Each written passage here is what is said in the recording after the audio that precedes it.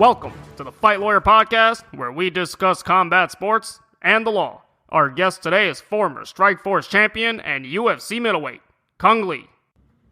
Cung, thanks so much for taking the time to do this. Thank you for having me. Let's begin by discussing your upbringing, your background, how you ultimately became involved in combat sports and MMA.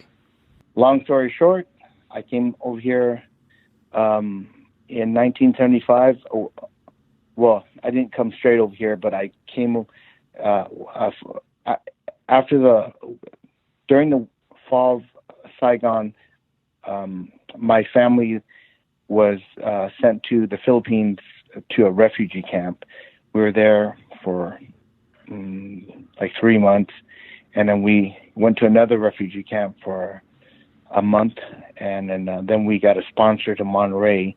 And as I grew up in California, I was getting bullied a lot, and my mom put me into martial arts, and I got into wrestling, and one thing led to another, and many fights from amateur to professional, from Sanshou, which is a Chinese style kickboxing, which includes boxing, kicking, low, middle, high takedowns, to taekwondo fighting, to different martial arts fighting like Shidokan, and then professional Sanda fighting, which is the Chinese style free form fighting, to mixed martial arts. Many fighters cite bullying as a motivation to begin training. You mentioned it was one of yours. How do you think it contributed to your evolution as a fighter?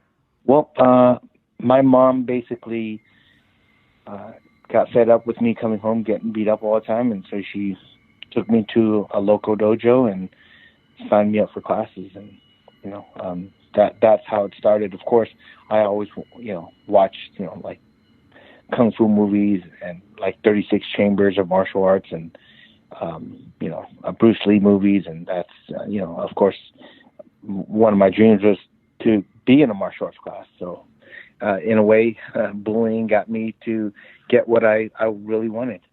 And you mentioned you were born in Vietnam at a difficult time. I know you left as a child, but how do you think what you and your family went through in Vietnam shaped you as a fighter in terms of discipline, stress? Well, going through that period of time was such a small part of my life.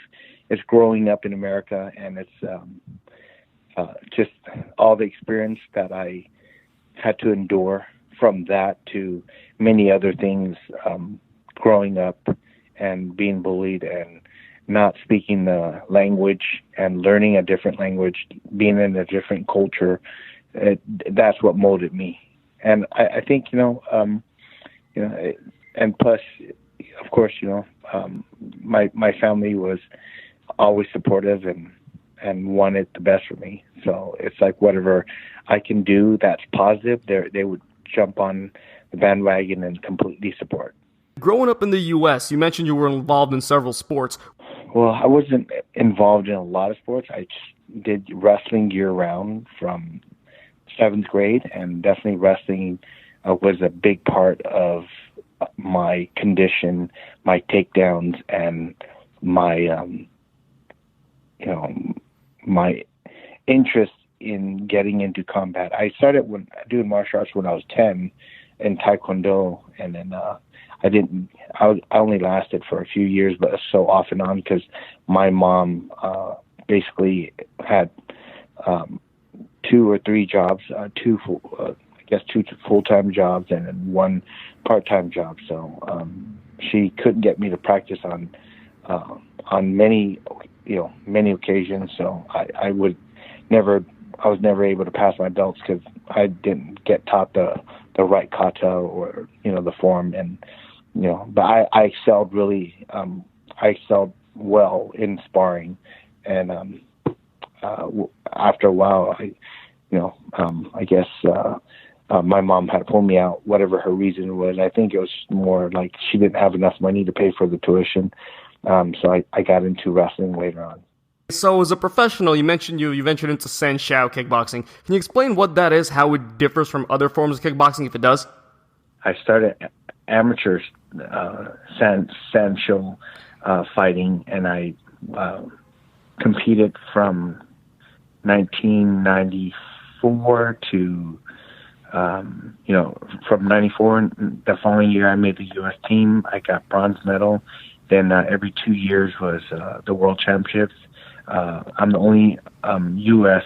Fighter to bring home 3 bronze medal, and then only one to coach a gold medal winner. And then I turned pro in 1998. You go on undefeated as a kickboxer in the pros, ultimately decided to leave, get into MMA. Why did you do so? Why did you choose Strikeforce? Was UFC the ultimate goal? No, UFC was not the ultimate goal. Actually, Javier Mendez was, a friend at the time, and he told me that I've done all I could in San Show. And I can start kickboxing, but the real money's in MMA, and I should consider it. And of course, Scott Coker, I'm sure they planned it, and then Scott Coker, said, "Hey, I got a big, event. I'm gonna be the first, to throw a big MMA fight in California, and I want you to be the co-main event." So we talked it out. I started training with Javier, and the rest is history. 2008, you fought Frank Shamrock and you beat him for the middleweight championship. Can you describe that experience, what that felt like? Fighting Frank was it's definitely a special moment in my fight career. I think after winning 5 fights all by knockout, Frank called me out. He was the announcer that day, and then came into the ring or in the cage, and said that we should mix it up, and I agreed with him, and one thing led to another. We fought later for the for the Strikeforce middleweight title, and it was like the biggest fight in the Bay Area, but at the same time it got best fight of the year.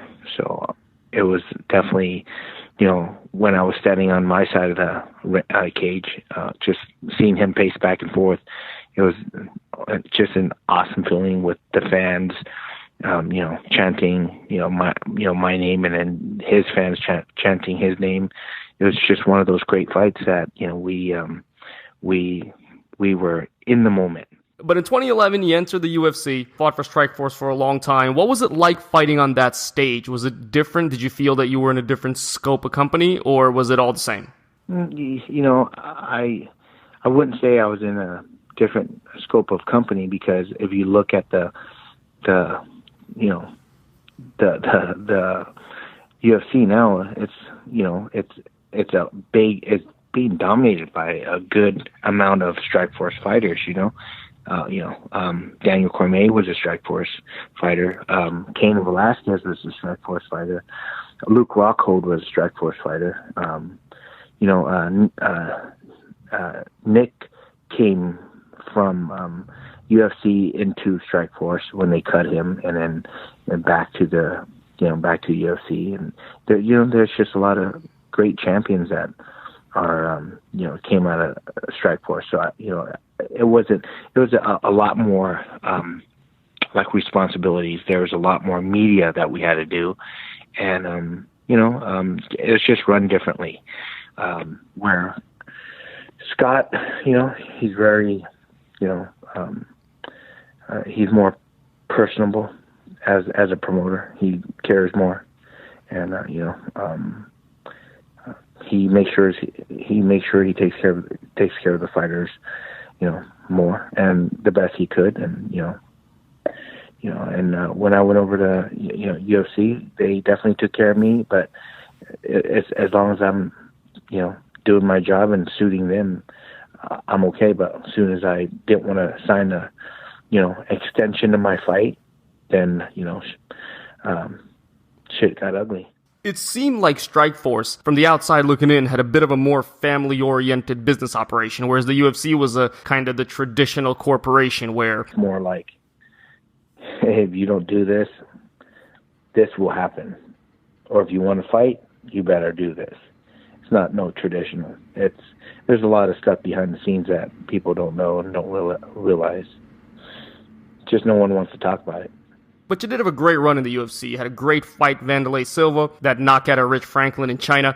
Why do you think your run came to an end? Could it have gone longer? Yeah, definitely. It could have gone longer. I mentioned that, I want to, continue to fight, maybe even look at 170. But, they sent me an extension and I didn't sign it just because, eventually I would have signed it. It wasn't a money issue or anything. It was that my lawyer was out of town and he couldn't go over it. And I'm not one of those guys that's going to sign anything. And, I was going to finish my training camp in Vietnam so I can get, used to the time. And, it was a big fight for me against Michael Bisping. And the day before I had to leave, one of their lawyers called and said, "Hey, did you get my email?" I said, "Yeah." And he says, "We need that sent back right away." And I said, "I'll send it back to you after my fight. My lawyer's out of town." And, I said I couldn't do it. And he says, "Okay, well, that's going to be, there's going to be some problems." And I said, "Well, what's the difference of me signing it now and, 2.5 weeks later when I'm done with the fight? At least give, a chance for my lawyers to look it over." And he said, "No, we need it back today." So I didn't sign it. And look at all the shit that happened.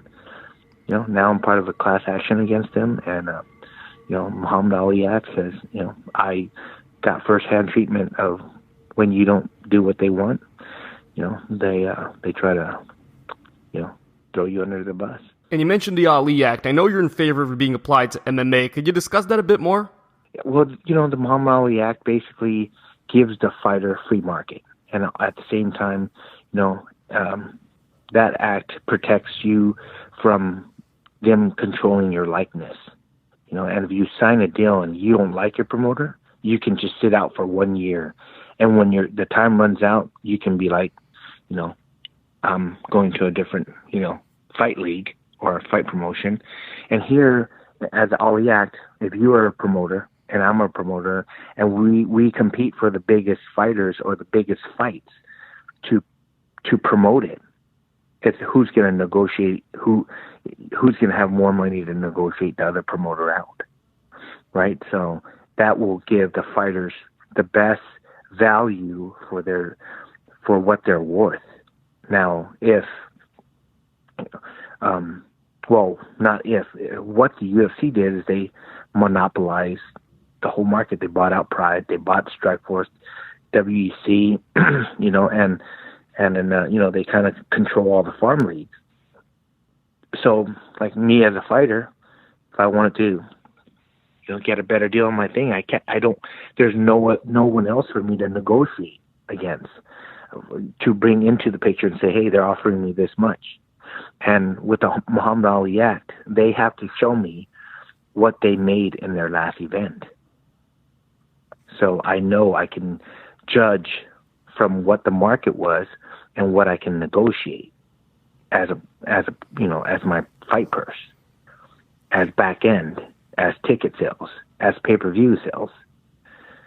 They can't just go and pocket 85 to 90% and then let the fighters walk with 10%. It's not fair, because how I see this, there's Mark Cuban out there. They gave him a bad taste. Affliction had a lot of money, had a great year one year, made $100 million. So they said, hey, we're going to invest in fight promotions. They put them out of business.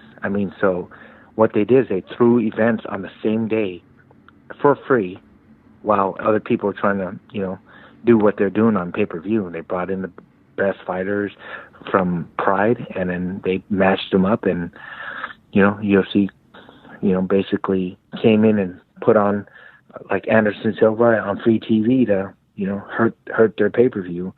And then, and now all the fighters, they see what happened.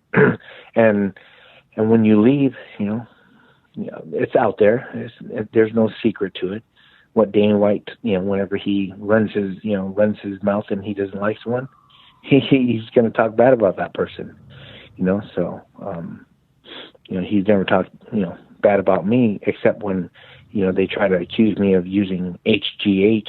It's like, I reposted my test results on, like, I forget what was it, MMA Junkie or one of the big ones that, here's my test result. And luckily Dr. Caitlin came on, and his 10-year research was being affected by what UFC was claiming. And it wasn't he was jumping in there to protect me, he was protecting his 10-year research.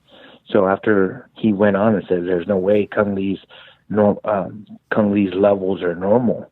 If you test them, 30 minutes after a workout, that's the normal level. And they tested me 15 minutes after my fight. And when you test someone for HGH, you got to make sure they fast. They have a resting heart rate. Best to get up out of your bed, drive yourself down to the blood place, and then do your test. That's to get the most accurate results. And then I posted my test that they did. All the numbers were all normal, no anabolic, and they took blood here, so it's not like I could go and hide it and pass on a urine test. They drew blood, and then to find what's in my blood, and then basically 15 minutes later they took my blood, and then within I forget the time frame, and I mentioned to them, hey, I'm getting other tests checked out to see if everything is right, and maybe there's like an issue with my I forget the one of the glands in the head that might be producing more. I don't know. You should wait because I have a professional looking into it. They released it anyways, so they already had their intentions, and that's what they do when you don't. I guarantee you, if I would have signed a 6-fight deal and I would have sent it back, that would have never happened. So, and to top it off is I asked for them to take that blood and retest it. And I asked, what about Michael Bisping's test work? What about his blood work? Well, how can both tests be destroyed? How is that?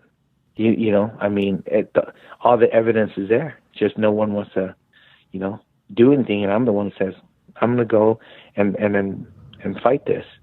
And actually, it's my wife.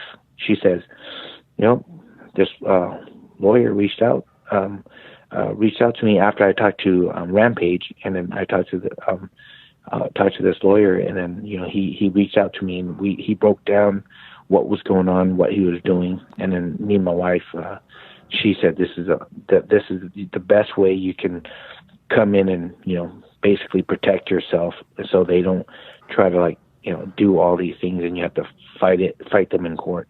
Here you're protected. And then not only that, you're going to be fighting for all the fighters.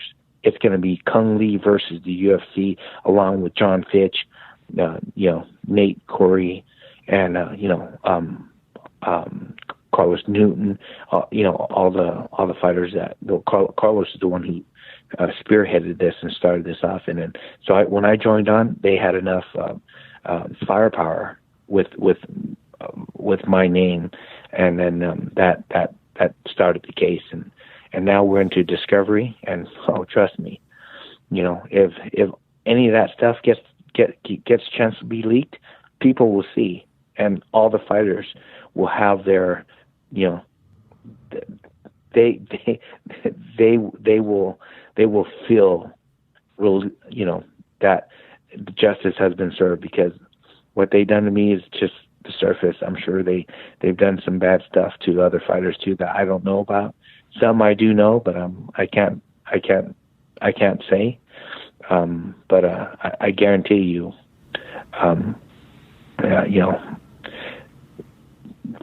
when this comes out, it's gonna definitely gonna show the world what really happened. And the fact that the market's limited, as you mentioned, that's so important. So many people have a misperception about how much money fighters actually make. Can you clear up percentage-wise how much a fighter actually takes home after paying his corner, training, taxes? Okay, well, let's say a fighter makes $100,000, which is not the case for a lot of these new fighters that are coming up.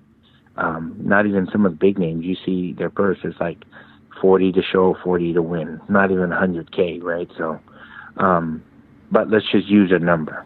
Okay, here's $100,000. Okay, so back then we had to pay for our food. We had to pay for our trainers. You know, if you have a manager, you have to pay for your manager. You know, and whoever's getting you, making sure, you know, like fight camp, you don't just pay for one trainer. There's all these fighters, they go to their jiu-jitsu, they go to, you know, boxing, they do all like to make themselves a complete fighter. So all that costs money. No trainers can be doing anything for free.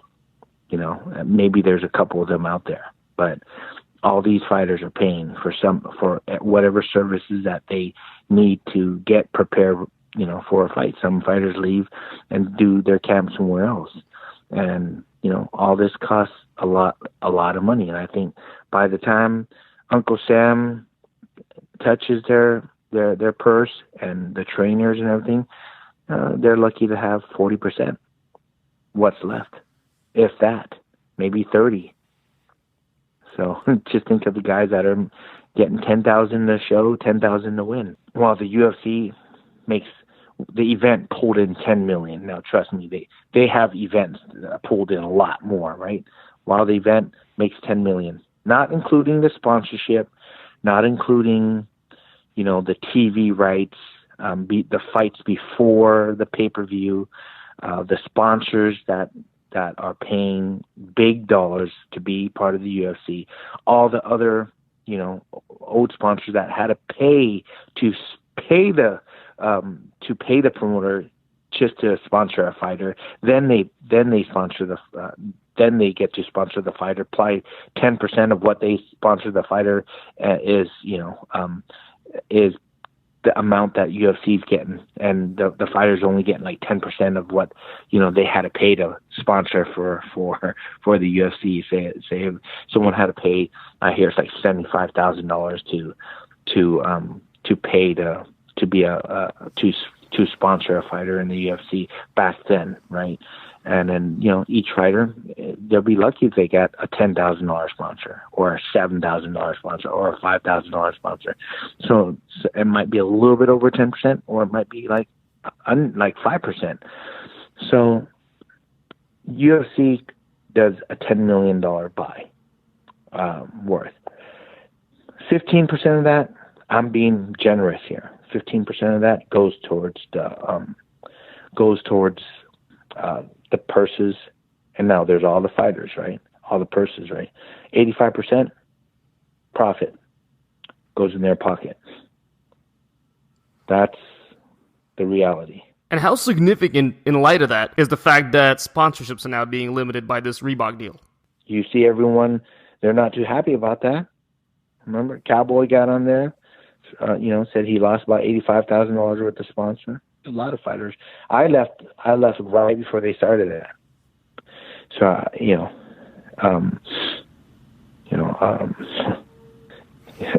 it's crazy. You know, like for me, Wednesday is the last day you're supposed to do any press for the promotion. I was in Macau. People were calling my room Thursday night trying to get interviews. The next day, before weigh-ins, I was telling Dana, hey, your media team hasn't, you know, shut down media. They're still calling my room. I had to go down to the front desk and block off anyone who calls in except my wife to my room. So. And I know you're done fighting now at this point. Is there any potential for a comeback, maybe with Bellator? No. No, there isn't. You know, I don't see it. You know, I always stay ready, but, you know, it's just, you know, after there would have been a for sure chance if the UFC would have just released me right after all that bullshit. But they kept me on the roster as long as they could. So, and then they, you know, dragged me through the mud, and then basically made sure that when I did come back, the name's been tainted and dirtied. So, it's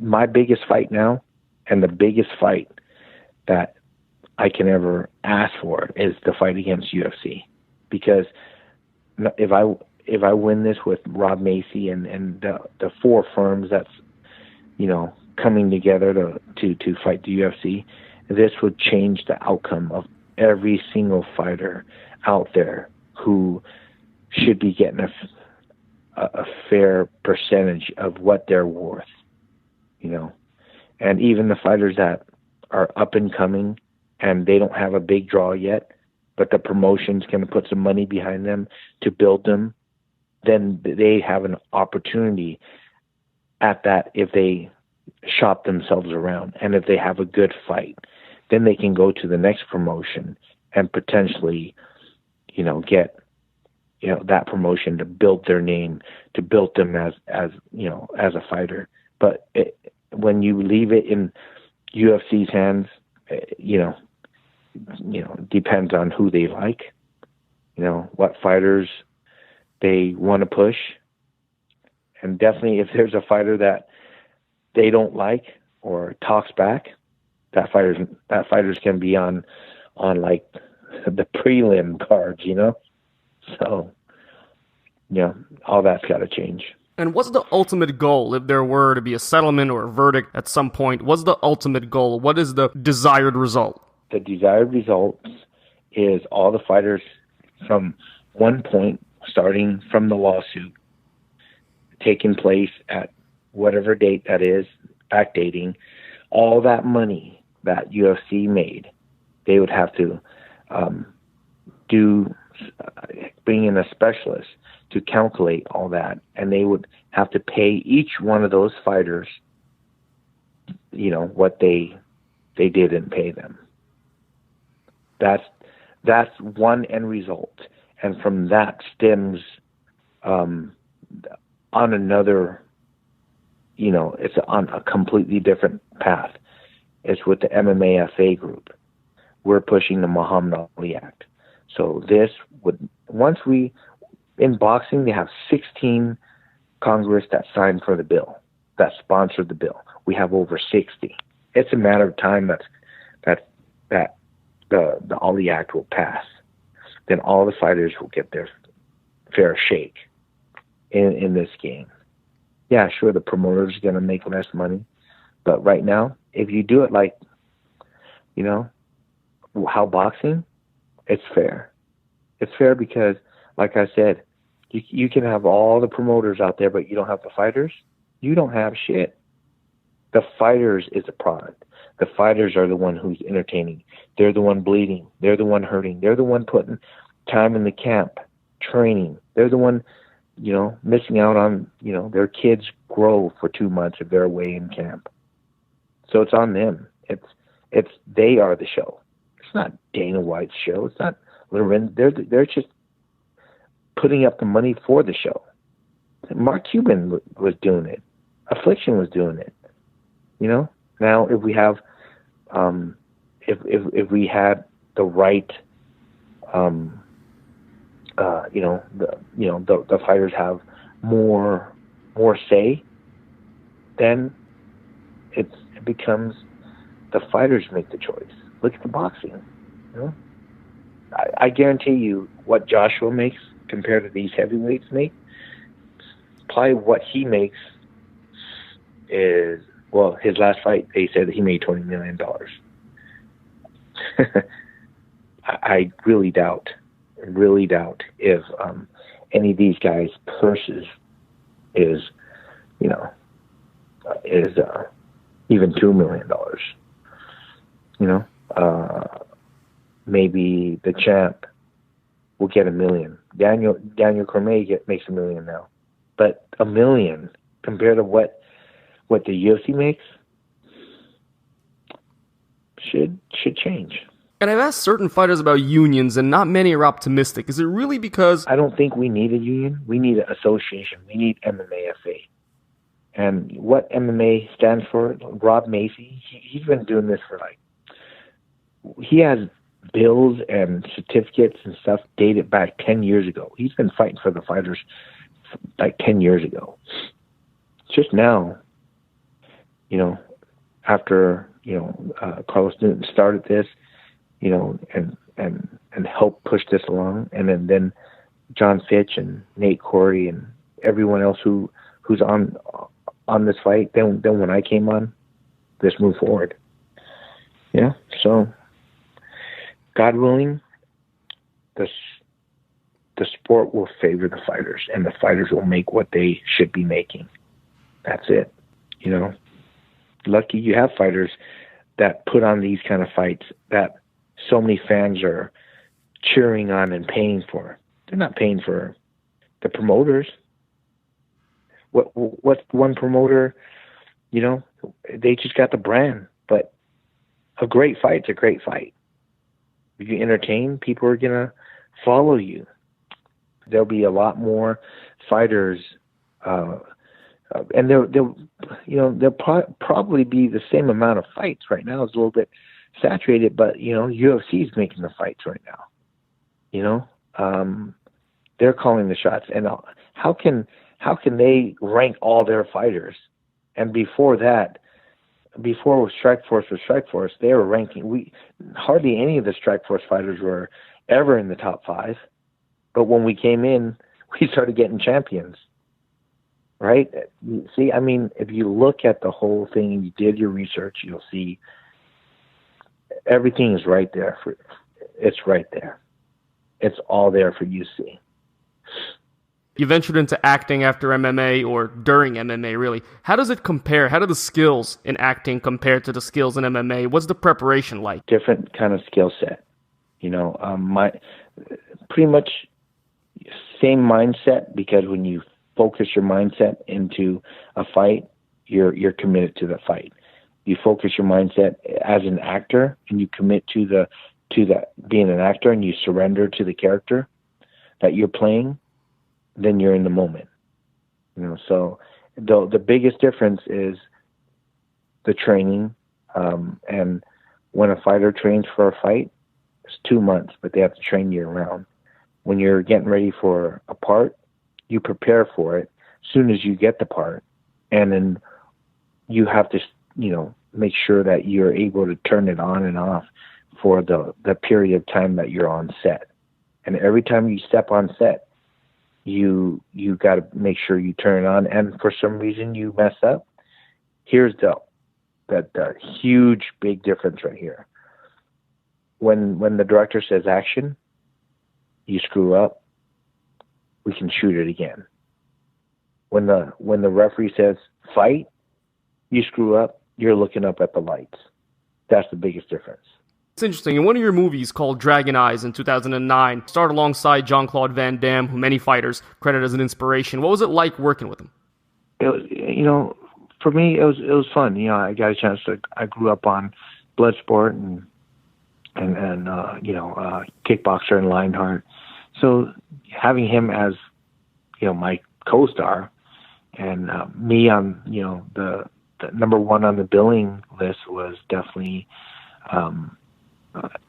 amazing for me, and it was something that I came into it, and the director had completely rewritten a lot of the script to make it more like a fistful of dollars, and than how it was before that, more just like a regular action movie. So that made it more exciting for me as a character, trying to be in the zone and be in the moment whenever the director said action.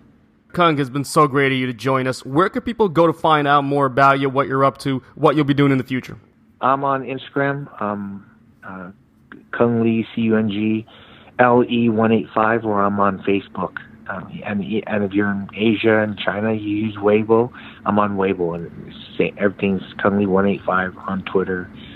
On Facebook, it's just Cung Lee, and Instagram and Twitter is Cung Lee185. Cung, once again, thanks so much for taking the time. No problem. And that's our interview with Cung Lee. I hope you had a good time. Thanks so much for listening. My name's Dmitriy Shakhnevich. If you want to learn more about me, please visit www.dshaklaw.com. And this is the Fight Lawyer Podcast. Till next time, folks.